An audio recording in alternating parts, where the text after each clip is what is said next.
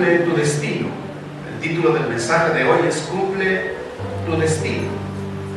Y quiero que abra su Biblia en Juan 18:37.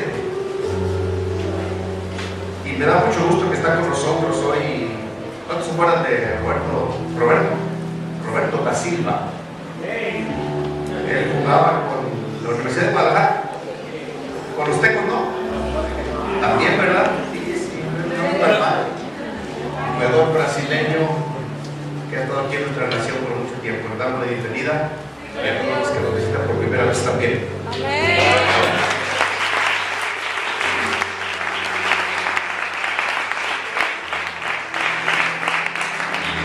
Juan 18:37. Le dijo entonces Pilato: ¿Luego eres tu rey? Respondió Jesús: tú dices que soy rey, que yo soy rey. Yo para esto he nacido y para esto he venido al mundo, para dar testimonio a la verdad. Y todo aquel que es de la verdad oye mi voz. Padre del Celestial, te damos gracias en el nombre de Jesucristo nuestro Señor, porque eres bueno y misericordioso. Tómanos en tus manos en esta noche, cada uno de los que nos hemos reunido en tu casa de oración para buscar tu rostro, para adorarte, y que en tus mismas manos seamos guardados en completa paz en tanto que tu palabra es predicada. Que tu Santo Espíritu, bendito Señor, abra nuestro entendimiento y haga llegar tu palabra a nuestro espíritu y permanezca con nosotros y tengamos la suficiente inspiración para vivirla, para ponerla por obra. Te ruego que bendigas a cada uno en particular conforme a su necesidad. Algunos tendrán necesidades económicas, otros espirituales, otros de salud y cualquier otra necesidad, Señor. Glorifica tu grande nombre por amor a tu santo nombre.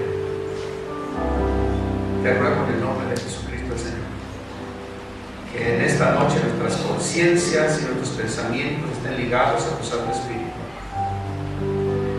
Bendice también a nuestros niños y guárdales, Padre justo, el nombre de tu mano. Da gracia a las maestras, Padre justo, para que transmitan con sabiduría y conocimiento a ellos tu palabra. En el nombre de Jesucristo nuestro Señor. Espíritu Santo, bienvenido. Gracias por estar en la reunión, porque tú eres la alegría de la casa. Tú eres la gloria de Dios. Amamos tu dulce presencia. En el nombre de Jesucristo, el Señor. Amén. Amén. El tema de hoy es acerca del destino. A cada uno de nosotros, o cada uno de nosotros que nacimos en este mundo, al nacer, dice la palabra de Dios, que procedimos de la boca de Dios. Y cada uno de nosotros trae un destino definido de parte de Dios. Amén. Un propósito definido de parte de Dios, lo cual se conoce como un destino. El apóstol Pablo dijo en Romanos capítulo 8, verso 29, porque a los que antes conoció, escuche bien, también los predestinó para que fuesen hechos conforme a la imagen de su Hijo, para que Él sea el primogénito entre muchos hermanos. 30. Y a los que predestinó, o a los que les fijó un destino, a estos también llamó. A estos los llamó a su reino. Y a los que llamó, a estos justificó. O sea, no le fueron imputados sus pecados, le fueron borrados los pecados por causa del llamamiento de Dios. Y a los que justificó, a estos, el apóstol Pablo adelantándose dice, también glorificó. Los llevó a su gloria y los exaltó juntamente con el Señor Jesucristo. Entonces, queridos hermanos, nuestro destino fue diseñado o trazado por la mano de Dios. Aleluya. Y encontramos en la palabra de Dios, y encontramos en este mundo, aún dentro del pueblo cristiano situaciones tan complejas que uno no quisiera pasar por esas experiencias, pero son parte de la estrategia divina para que logremos llegar a nuestro destino. Ninguno de nosotros nació sin propósito de parte de Dios. Dios no creó seres humanos y los aventó al mundo, a la aventura. No, Señor. Dios creó a cada uno de nosotros con un propósito definido. Y conforme al destino que nos fue prefijado por la mano de Dios, es necesario que usted y yo pasemos por diversas pruebas. El apóstol Pedro dijo que era necesario que nuestra fe fuera probada, para que después de haber sido probada, esta brillara como el oro cuando es duramente pasado por el fuego en un horno. Entonces, hermanos míos, cuando reconocemos en la palabra de Dios que tenemos esto diseñado de parte de Dios, debemos armarnos de valor y reconocer que en la trayectoria de la vida que vivimos hasta llegar al reino de los cielos no estamos solos. Que los ojos de Dios están fijos, dice la Escritura, sobre los justos de día y de noche. Nada acontece en su vida sin que tenga la vigilancia de Dios. Hay muchas cosas que pasan en nuestra vida que no tienen la aprobación de Dios porque son el resultado de nuestros errores. Y aún en eso Dios fue previsor para cuando el hombre pecara y se arrepintiera, volviera al plan de Dios y no errara su destino. Amén. En la Biblia encontramos hombres que sufrieron calamidades, cosas difíciles, y te das cuenta que al final de todo eso estaba dentro del plan de Dios. Encontramos vidas cristianas en la actualidad que viven de luchas de diferentes formas, y cuando llegan al final de su carrera se dan cuenta que todo era parte del propósito de Dios, exceptuando aquellas cosas que son el resultado del pecado del hombre.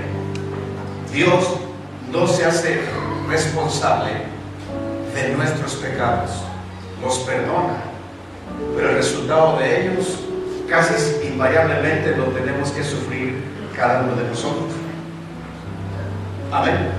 Pero tenemos un destino trazado por Dios, tal cual es necesario que usted y yo cumplamos al pie de la letra.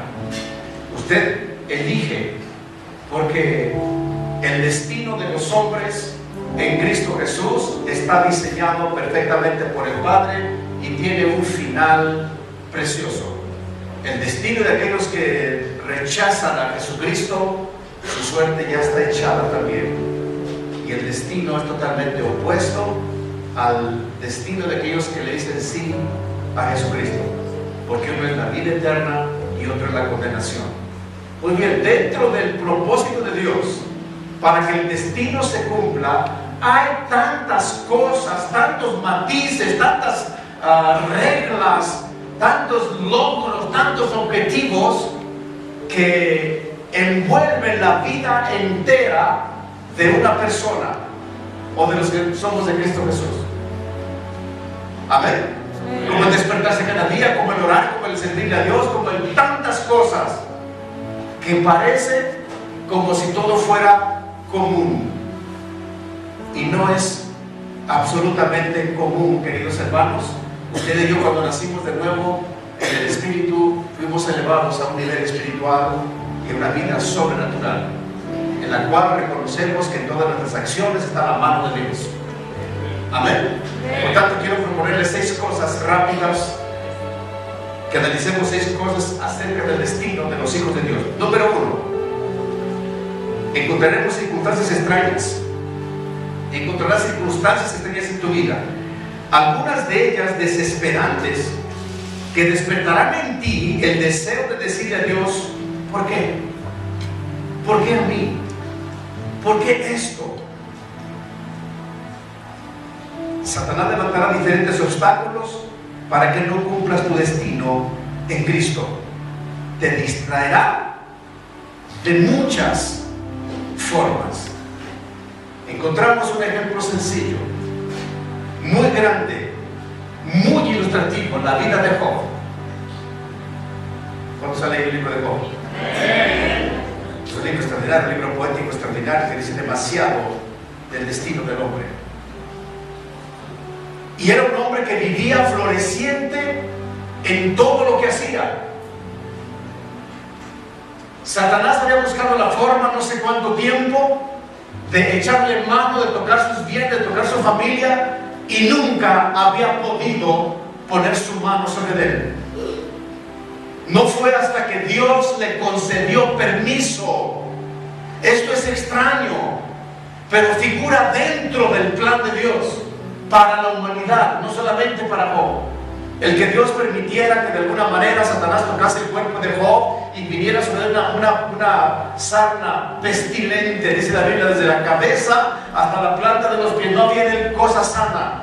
Job decía en su argumento: me has dejado solamente la piel de mis dientes. Aleluya. Y pareciera como si la mano de Dios hubiera sido cruel sobre la vida de Job. Y no es así. Era un hombre que había sido creado, había sido formado para que Dios, a través de ese hombre, trajera una vergüenza pública contra Satanás. Creo que son los que vivimos situaciones en nuestra vida cristiana que parece que el diablo es más fuerte que nosotros, que parece que Dios nos abandonó y nos dejó a la suerte, y que el diablo se está enseñoreando. Y la Biblia dice que Job le decía a Dios: ¿cuándo apartarás tu mirada de mí? Aleluya. Su propia mujer le dijo: ¿aún retienes tu integridad? Maldice a tu Dios y muérete. Era tan cruel, tan dura la prueba de Job, que su esposa le dijo: bueno, ya pues, si Dios te dio la espalda, ¿qué más da? Maldícelo y muérete. Y él responde como cualquiera de las mujeres fatuas: has hablado. ¿Qué? ¿Recibiremos de Dios solamente los bienes y los males no? Y en todo esto dice la Biblia que Job no pecó con sus labios y retuvo su integridad. Si usted lee toda la historia del libro de Job, se dará cuenta que este hombre al final terminó siendo exaltado por Dios, porque Dios fue glorificado en su vida, y Satanás quedó terriblemente avergonzado por un debilucho hombre que retuvo con él su integridad. En el capítulo 3, Job maldijo el día de su nacimiento. Era tan dura la prueba, tan difícil lo que estaba viviendo, que dijo: sea el día caliginoso, no aparezca en el calendario. Por eso el 30 de febrero no aparece. Aleluya. Era tan duro lo que estaba viviendo. Y le tengo una cita. Job 7:19. ¿Hasta cuándo no apartarás de mí tu mirada? Y no me soltarás siquiera hasta que trague mi saliva. ¿Cuántos han estado enfermos de la gargantita, de algo así? Que cuando logran no pasar de saliva, algo se experimenta de alivio. Pues este hombre ni siquiera podía pasar la saliva. ¿Hasta cuándo le dejarás traer un poquito de saliva? ¿No era una situación cómoda? Mire, si he pecado, ¿qué puedo hacerte a ti, oh guarda de los hombres? Entonces, si pequé contra ti, pues ni cosquillas te hago, Señor. Soy esto, tan poca cosa, carne. El asunto que digo es que fueron llamados con un propósito divino. No se les permite pecar, no les cuenta por gloria. Amén. Ciertamente a Dios no le pasa nada, Él sigue siendo Dios. Contigo, sin mí, pecadores o no pecadores, Dios sigue siendo Dios.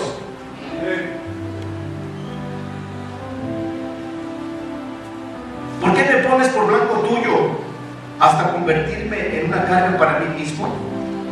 ¿Y por qué no quitas mi rebelión y perdonas mi iniquidad? Porque ahora dormiría en el polvo, y si me buscares mañana, ya no existiré.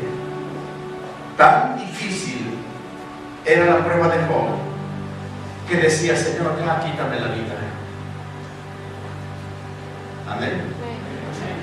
Y al final, capítulo 38, cuando se empieza a perfilar el final, Dios le aparece a Job en un torbellino y le da una descripción preciosa de la creación. Lo reivindica. Fue más rico, las hijas que tuvo fueron más hermosas, y el hombre floreciente cuando muchos de su generación ya habían muerto. Pero cuando estaba viviendo la prueba que estaba viviendo, no podía pensar que eso era parte de su destino. Amén. Así que lo que estás viviendo hoy es parte de tu destino. Permanece en el Señor Jesucristo. Cumple el destino. Porque nuestro destino final es el reino de los cielos. Amén. Da un aplauso al Señor Jesús por eso. Gracias, Señor.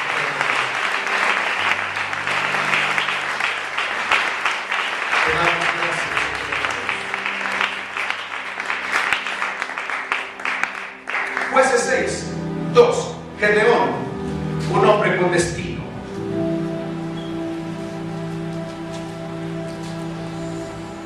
¿Lo tienen? Jueces 6, 11.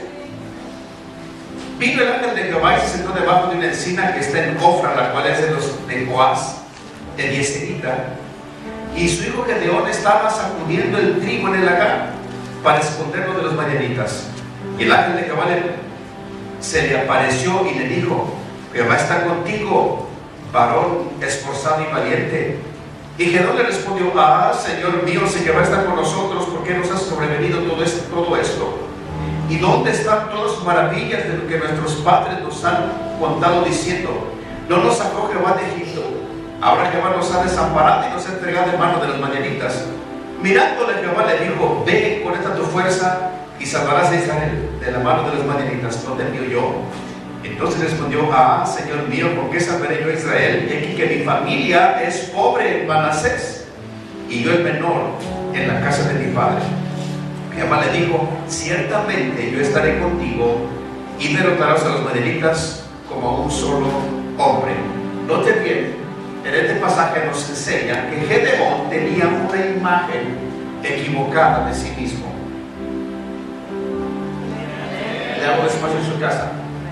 Gedeón tenía una imagen equivocada de sí mismo. Pero ¿sabe qué? Es lo que Dios dice de ti lo que le da valor a tu existencia. No es la manera como tú te sientes o como piensas que son las cosas. Es la manera como tu Creador dice que son. Usted, querido hermano y hermana, es lo que la palabra de Dios dice que es. No tienes por qué conformarte con menos. El sentir de los seres humanos, la vista de los seres humanos, no tiene absolutamente nada que ver con la fe del Hijo de Dios.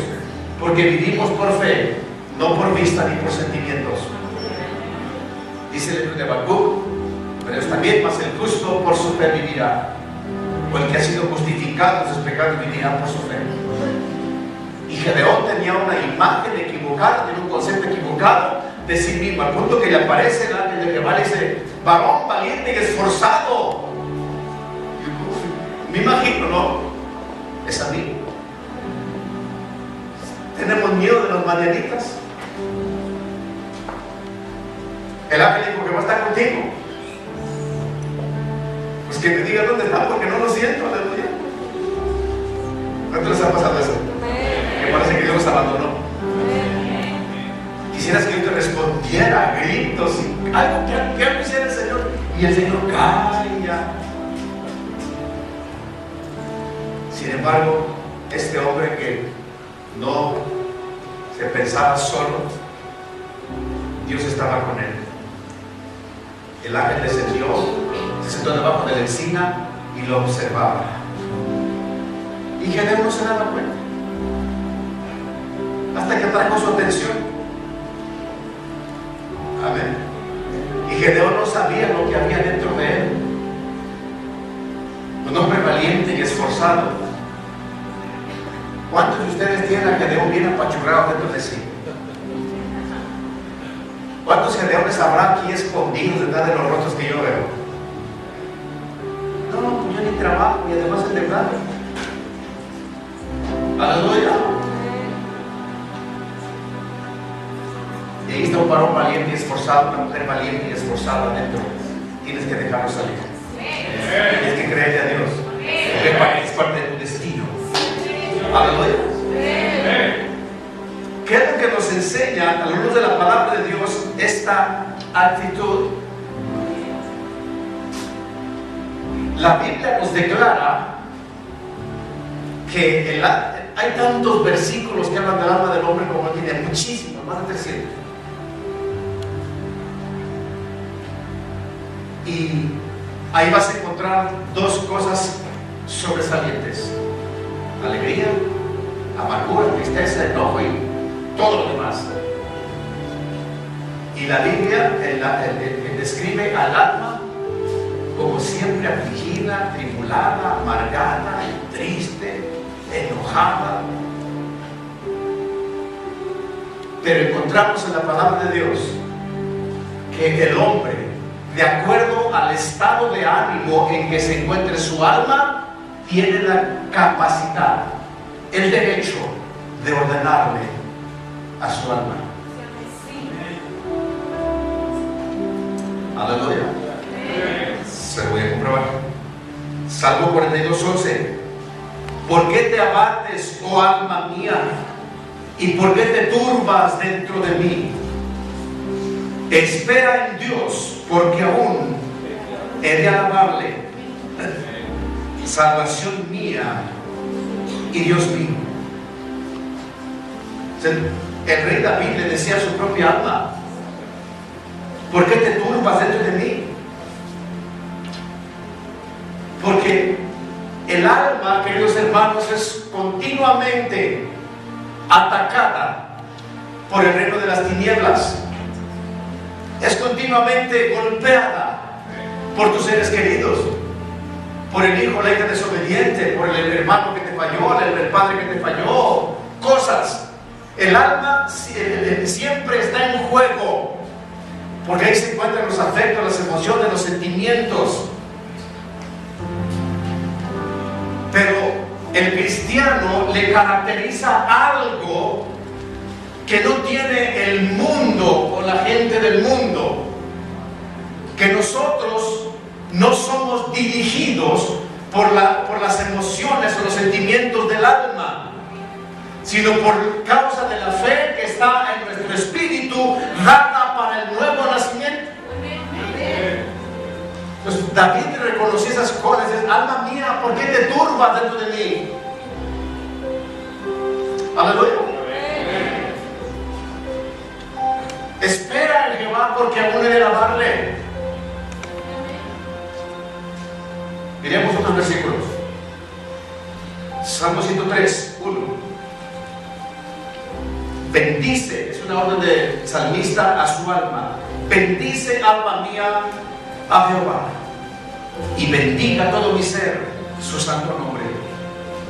Bendice, alma mía, a Jehová, y no olvides ninguno de sus beneficios.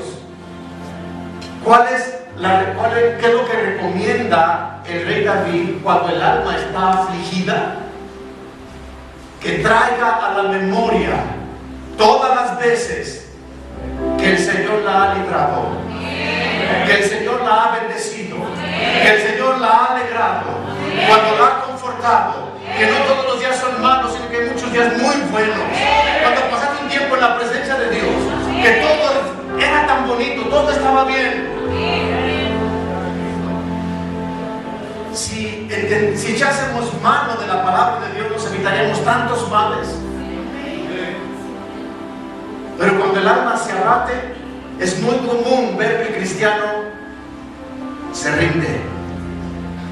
Cuando tienes la capacidad y la autoridad de Dios de decir a tu alma, no te permito que hagas esto, porque razones suficientes tengo para confiar en Dios. Aleluya. Dice el salmista, no olvides ninguno de sus beneficios. Mire, el salmista decía, si trato de enumerar todas las veces que me ha bendecido, no puedo, no me alcanza la memoria. Si echásemos mano de los recuerdos, de la forma en la que Dios nos ha tenido misericordia con nosotros, no nos alcanzaría el día, no podríamos recordarnos todos. Y es una razón suficiente para que Gedeón cambie de actitud. Amén. El ángel le dijo que va a estar contigo. Si está conmigo, ¿por qué nos pasa esto? Con todo eso, que va a estar contigo, porque eres un varón esforzado y valiente. Todo el tiempo que Israel estuvo agobiado por Madián, los ojos de Dios estaban puestos en Gedeón, porque era un hombre diferente. Cuando llegó el tiempo que Dios había de liberar a Israel, fue y habló a aquel hombre y solamente alentó, despertó lo que estaba dormido en Gedeón. Después, cuando fueron a la batalla, iba con un ejército enorme, nada más le dejó 300 hombres, hizo 3 escuadrones de a 100, les puso unos cantaritos con unas lámparas encendidas por debajo, y una lámpara tenía la candela esa, pues la tea, y en otra la espada. Cambió tanto su actitud, que le dijo al pueblo, cuando quiebren las teas, digan, por la espada de Jehová y de Gedeón. ¡Wow! ¡Aleluya! Le cambió la mentalidad, porque el ángel dijo, tú eres varón esforzado y valiente, y Jehová está contigo. Antes no pudo decirlo porque estaba afligido, tenía temor, no sabía que era un hombre valiente y esforzado, no sabía que Dios estaba con él. Pero ya envalentonado por la presencia de Dios, dijo, digan que por la espada que va y por la mía. ¡Wow! ¡Aleluya! Dile a tu Gedeón que llevas dentro, despierta. Aleluya. Salmo 57:8, despierta alma mía, despierta salterio y arpa, me levantaré de mañana.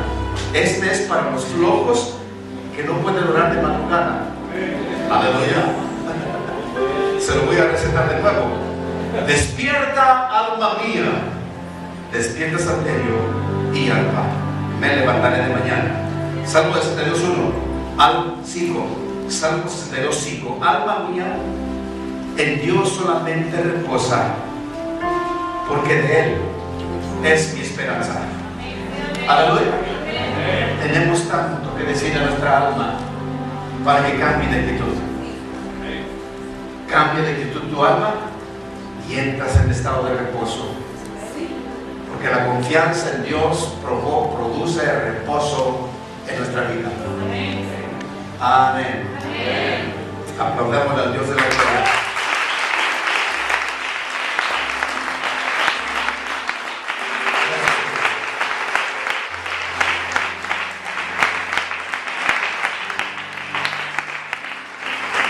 Hebreos 11:23.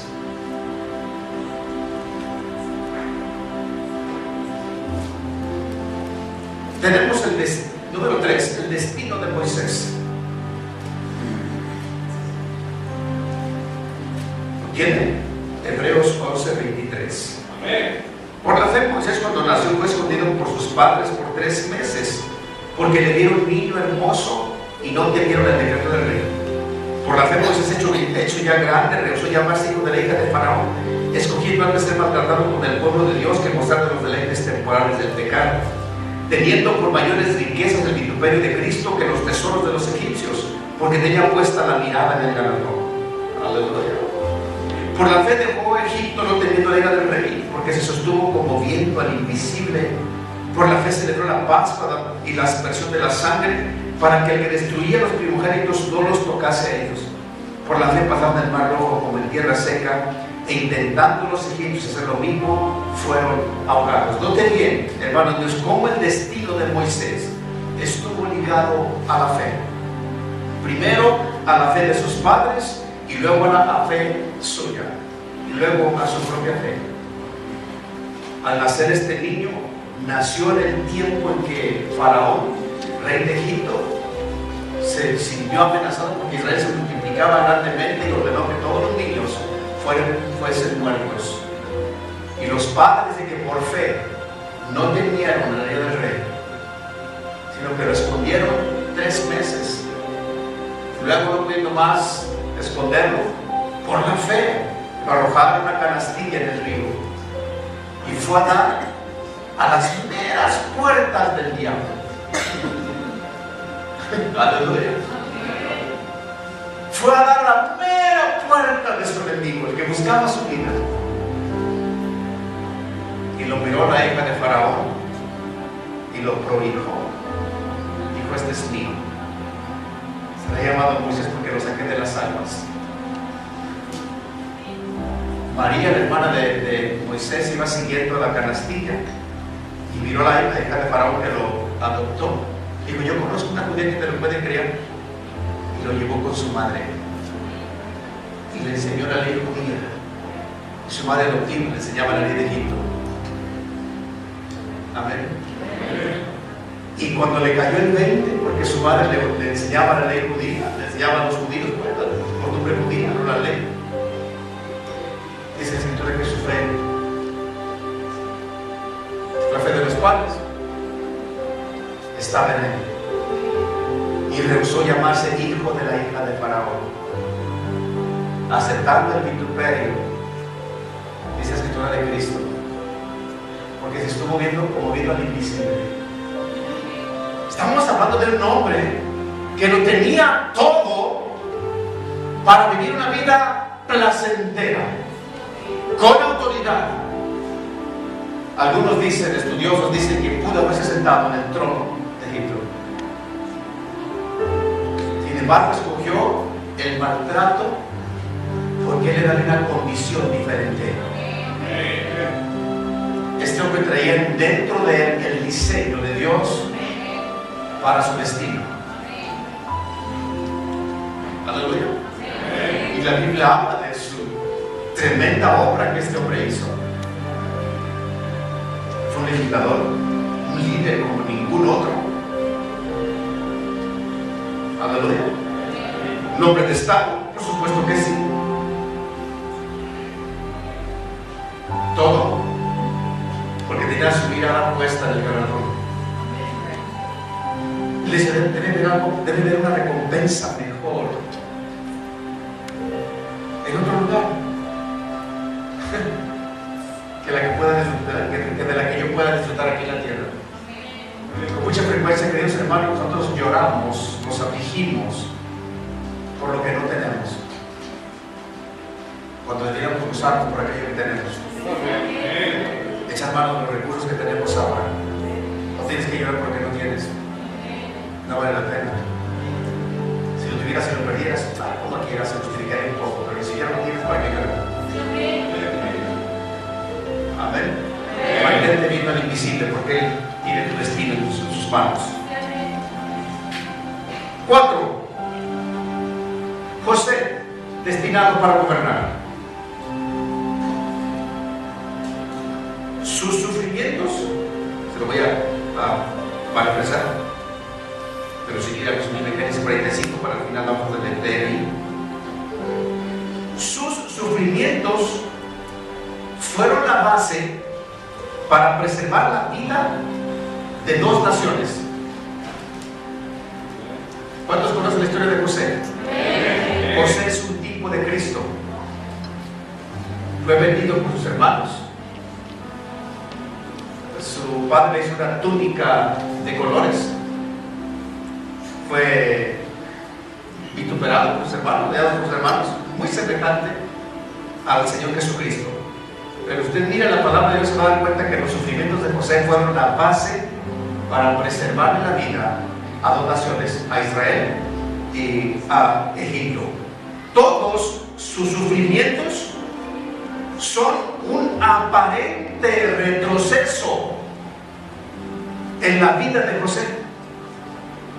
Primero, José era un hombre que tenía sueños de Dios. No eran sueños provocados por el exceso de tacos, aleluya. No era el resultado de una panza bien pozoleada, no. El hombre tenía sueños de Dios. Y tamaleada. Y tuvo dos sueños que hicieron que sus hermanos lo odiaran todavía más. Uno soñó que arrancaban manojos de trigo, me imagino, y que 11 manojos de trigo se inclinaban ante él y él permanecía derechito. Y los hermanos como que eran medios buenos para interpretar sueños, aleluya. Y lo odiaban tanto que dice la Biblia que no le podían hablar pacíficamente. Llegaba José bien emocionado. Fíjense, hermanos, que la cabra de mi papá tuvo otro cabrito. Sí, como si lo hubieras tenido tú. Y esas que Dios te habla. Hijo de cuántos habrá por aquí. Papá, ¿qué traes? No es que lo quería felicitar por su cumpleaños. No, está bueno. Se encontró con cada cosa. No le podían hablar pacíficamente a su hermano. Y soñó otro sueño más glorioso. Él soñó que 2 estrellas en el cielo y el sol y la luna se inclinaban ante José y que se lo cuentan a Israel. Y por poco le sale de control. ¿Qué? ¿Acaso también nos vamos a inclinar tu madre y yo ante ti? Yo no más dije que soñé, aleluya. Dice la Biblia que Israel meditaba en estas cosas en su corazón. Lo guardaba en su corazón, pero por poco se sale de control. Porque cuando tienes sueños de Dios, el diablo levanta contento a tu propio padre. Cuando tienes un destino trazado por Dios, hasta los más cercanos intervendrán para estropear los planes de Dios. No lo permitas. Si estás seguro que Dios te habló, mantente firme en lo que Dios te dijo. Amén. Pero parece que todas las experiencias de José son un franco retroceso a su vida.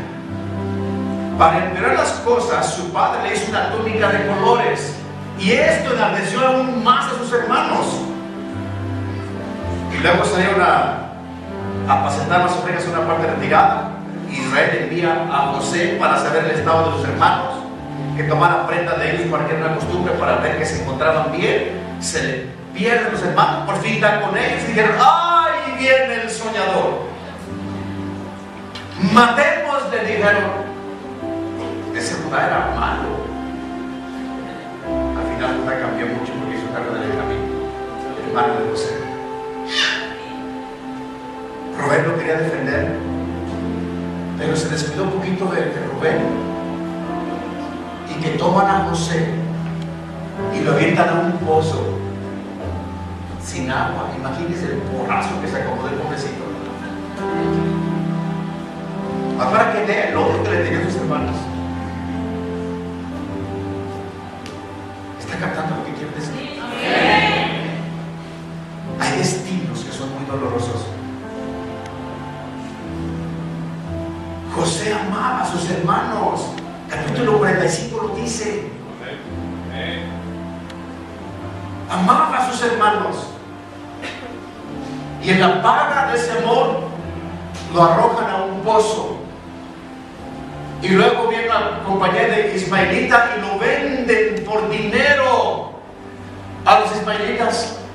Degüellan un cabrito y manchan la túnica de colores que su padre le hizo, y van y se la presentan a su padre sin ningún respeto, ninguna consideración a Israel, que amaba a José.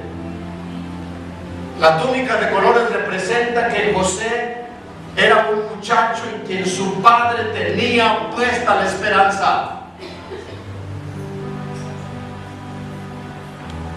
Después con los ismaelitas, Potifar, el faraón, lo compra y lo lleva como esclavo a su casa, y Dios empieza a dar un poco de luz en la vida de José, y todo lo que hacía era prosperado. Pero como era un muchacho buen mozo, que lo mira a la calenturienta esposa de Potifar, dijo: este me lo he hecho esta noche. Aleluya.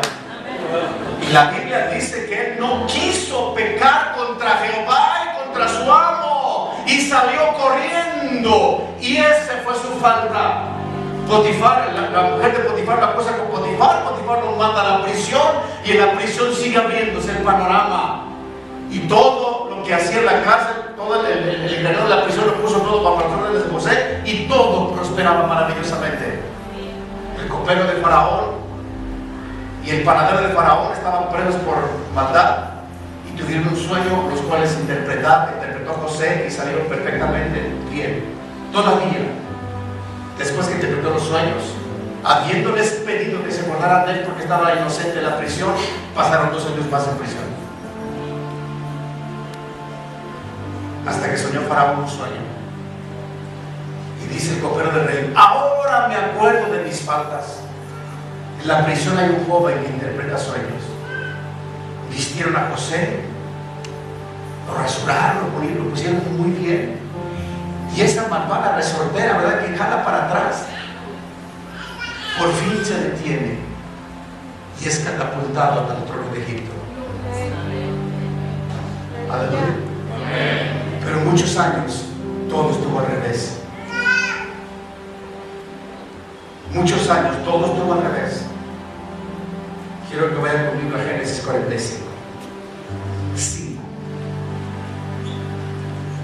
Después que él se entrevista con sus hermanos, les declara quién es él, preguntan por su padre si aún vive.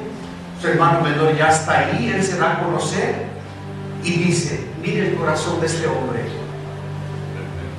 Ahora pues, hablando de sus hermanos, a sus 11 hermanos, no os entristezcáis ni os pese de haberme vendido acá, porque para preservación de vida me envió Dios delante de vosotros. Amén.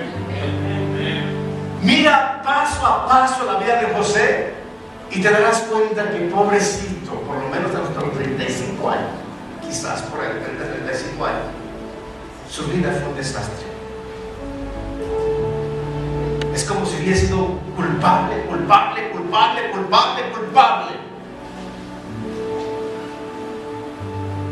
¿Sabe qué, querido hermano? Hay un propósito en el dolor que viene de parte de Dios. Hay un propósito en la tristeza que viene de parte de Dios. Dice la Biblia que la tristeza que es según Dios es para vida, para la tristeza que es según el mundo es para muerte. El mundo te dirá: te abandonaron, no tienes nada, eres pobre y medio menso. El Señor te dirá: eres culpable, pecaste contra mí, pero eres mi hijo, te voy a restaurar, pero te voy a castigar. Y cuando las acuerdas, pero este hombre dice: para guardarles la vida me envió Dios delante de vosotros. Qué corazón tan precioso, ¿verdad? Qué importante es estar en sintonía con Dios, para que sepas que lo que estás viviendo es parte de tu destino, y no es que Dios te abandonó o que Dios te está cargando la mano porque eres malo. Malos todos somos, aleluya. Pecadores todos somos, deudores todos somos, pero hay un plan perfecto y tiene que cumplirse en las manos de Dios. Amén. Sansón. 5. Sansón, un destino extraño. Capítulo 14 de Jueces, se lo voy a parar porque se me fue el tiempo. Versículo 1 al 4, encontramos ahí que Sansón le pide a sus padres que le pidan a una mujer filistea, y sus padres se oponen a eso. Más adelante, los padres van y le piden a la mujer, y el asunto es que se la dan a su compañero. Y quiero relatar una serie de sucesos que pasaron para que se sorprenda al final. En ese lapso van camino a pedir a la novia, a otra mujer filistea, la cual estaba prohibido. Se encuentra con un león y le describe Dios sobre él y lo destroza. Después que a su mujer se la dan a un compañero suyo, vuelve de Israel con un cabrito y dice: voy a llegar, voy a dormir con mi mujer esta noche. Y se encuentra con que el sueldo se le había dado a su amigo. Aleluya. Aleluya. ¿Qué pasó? Era chica. Y eso enfureció a Sansón. Y fue y cazó 30 zorras y las amarró con la pompola y quemó los sembrados de los filisteos. Aleluya. Y se enojaron mucho, al punto que tomó una quijada de asno, con ella mató a 1000 hombres. Y va pasando por ahí, por entre los filisteos, y ve a una ramera, y que se llega a la ramera, se acostó con la ramera. Pasan unos días y mira a la lila muy bonita y se enamoró de la lila. Aleluya. Pero usted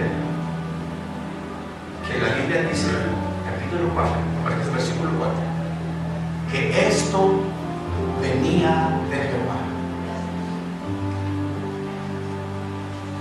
A veces somos muy dados a pegarle a Sansón por mujeriego. ¿Cómo que con una ramera? ¿Cómo que con una filistea? ¿Cómo que esto? ¿Qué le pasa a este cuate? Pero la Biblia dice que esto venía de Jehová. Y en Hebreos encontramos a Sansón descrito como un hombre de fe. Es un destino sumamente extraño, porque hizo lo que no debía haber hecho. Pero ¿cómo puede decirle la vasija al alfarero que lo formó lo que está mal hecho en él? Ahora tenemos la aprobación para allegarnos a una filistea, a una ramera, a una dalila. No, aleluya. Pero lo que tenemos que entender en nuestras vidas, ¿qué es lo que viene de parte de Dios? Porque entonces encajará perfectamente en el destino que nos fue trazado. Porque la Biblia, déjeme leérselo para que no quede duda en usted. Jueces capítulo 14.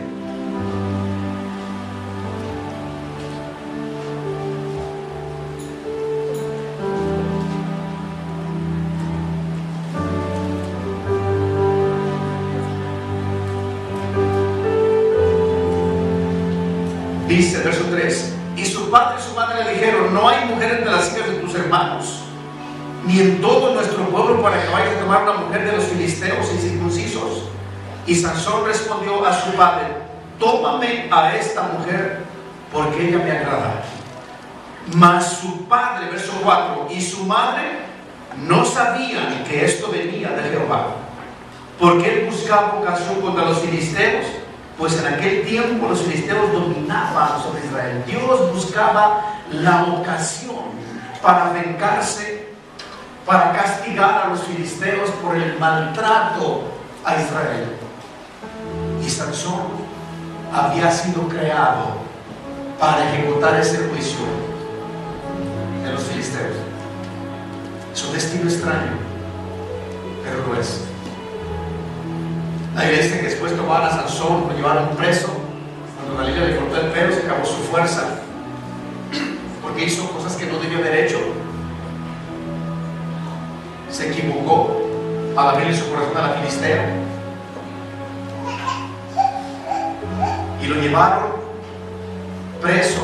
Y la Biblia dice que Sansón sirvió de juguete, pero le empezó a crecer el pelo, y ya ciego, sin ojos, lo llevaban a la casa donde había una gran concurrencia de filisteos para reírse de él. Y un muchachito lo puso contra los dos pilares principales de la casa, y oró a Jehová y le dijo: Señor, déjame vengarme por mis dos ojos y muera yo con los filisteos. Y cargó toda su fuerza en las dos columnas y cayó en la casa donde estaba. Dice la Biblia que fueron más los que mató en esa ocasión que todos los que mató en toda su vida. ¿Quién puede decirle al Señor: ¿por qué hiciste dice eso, yo no me atrevería, porque soy creación suya. Tan simple como eso, que Dios cumpla mi destino. Yo quiero que se cumpla mi destino, porque estoy en el Señor Jesucristo. Amén. Y último, 6.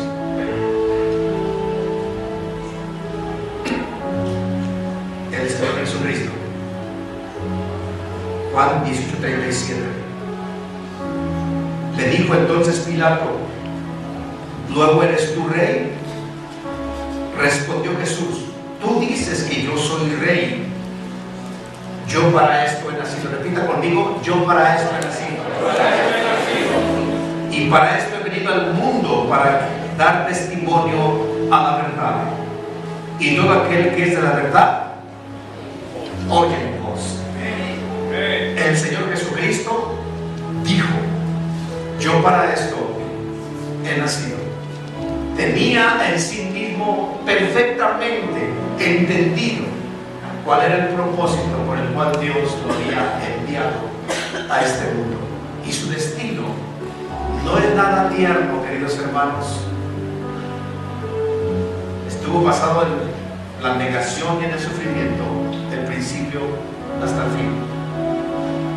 Y nunca dijo que no. Nunca renegó.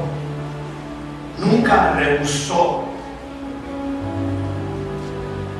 En su aflicción, cuando estaba tan afligido que dijo: mi alma está muy triste hasta la muerte, decía: Padre, si es posible, pasa de mí esta copa, pero no sea como yo te estoy pidiendo, sino según tu voluntad. Amén. Pero qué importante es tener bien claro para qué hemos nacido. Usted tiene un propósito por el cual Dios le dio la vida eterna. Fue predestinado, dice la palabra de Dios. Dentro de esa predestinación hay un destino final. Y en ese inter, usted tiene que hacer muchas cosas como un niño. Vivir muchas cosas, pero no podemos rehusar nuestro destino. Amén. Quiero que se escuche de pie esto para concluirle.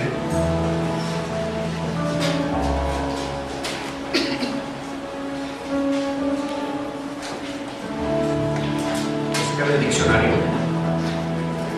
El destino, también llamado fatum,